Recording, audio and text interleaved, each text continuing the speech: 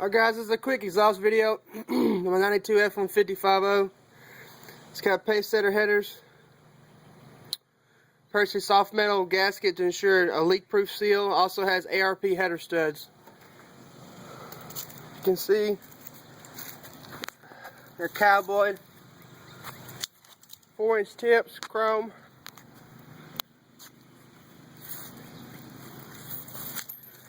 They're a Flowmaster 40 series muffler, 2-in-1 Y pipe, cat delete, no cats at all. Pretty much straight pipe back except for the muffler. I'm gonna give you an exhaust note at idle and a startup and a little bit of a rev. So here we go. Let's try to get this.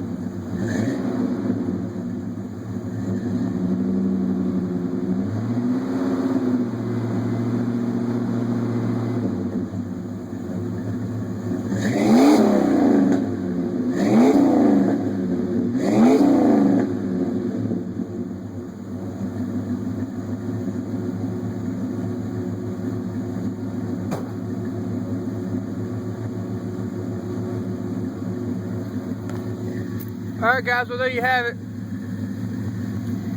That's her exhaust note.